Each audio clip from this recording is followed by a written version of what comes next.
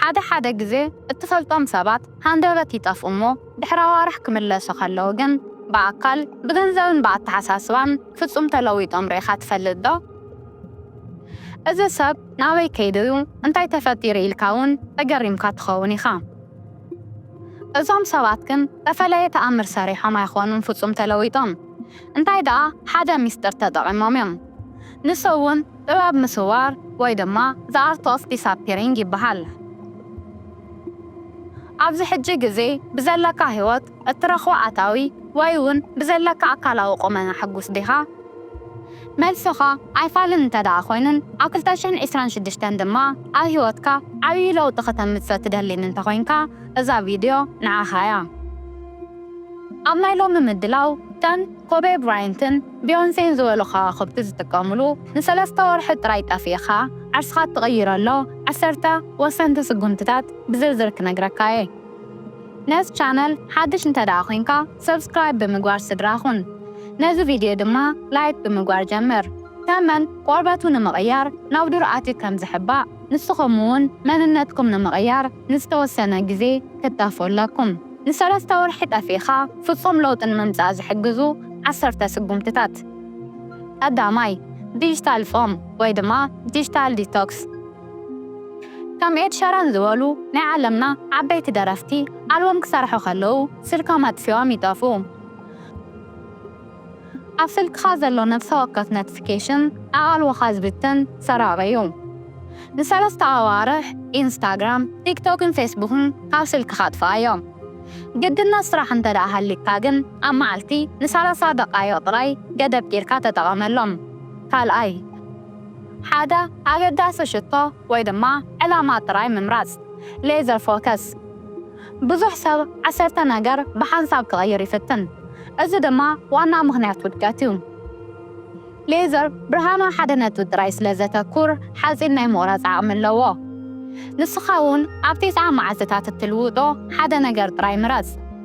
ኣብኡ ድማ ፎከስ ጌርካ ስራሕ። ንኣብነት ኣካልካ ምቕያር፣ ሓድሽ ክእለት ምምሃር ወይ ድማ ናይ ባዕልኻ ቢዝነስ ምጅማር። ሳልሳይ ኣንጊኻ ምትሳእ።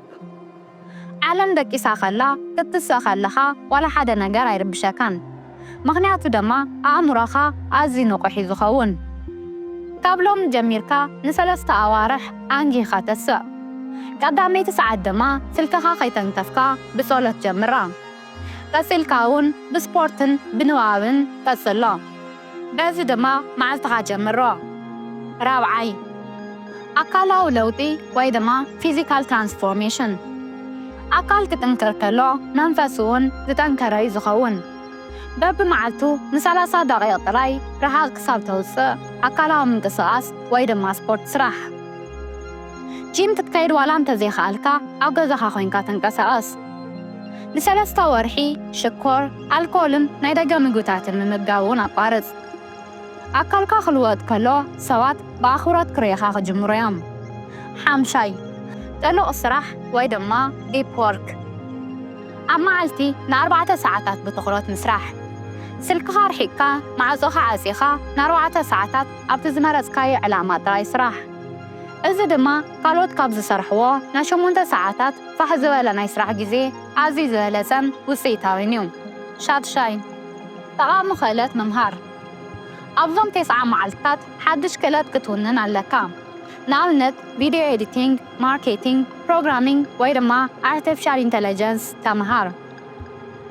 ኣብ መዓልቲ 1 ሰዓት ጥራይ ነዚ ክእለት ምምሃር እንተደኣ ሂብካዮ ድሕሪ 3 ኣዋርሕ ክኢላ ኮይንካ ክትወፅእ ኢኻ።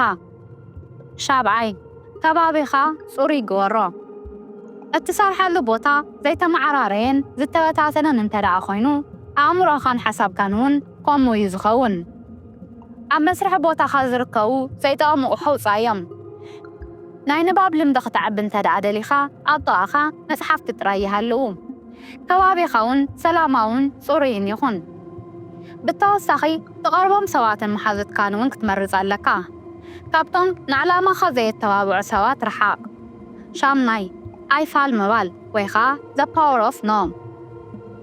ስቲቭ ጆብስ ዓወት ማለት ንኣሽሓት ጽቡቓት ሓሳባት ኣይፋል ምባል ይብል።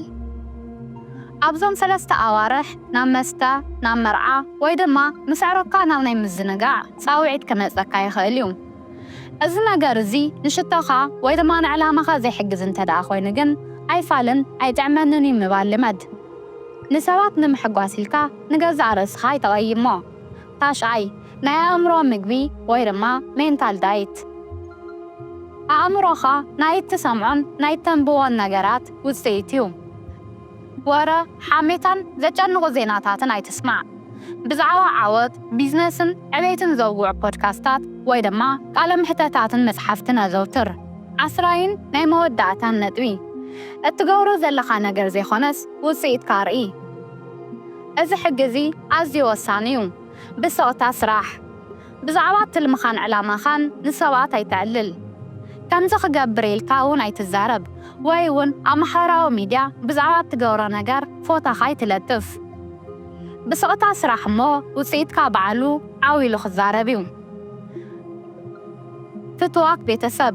እዞም 10 ነገራት ን3 ወርሒ ምግባር ቀሊል ኣይኾነን። ብሕትውና ክስምዓኩምን ክስልችወኩምን ይኽእል እዩ።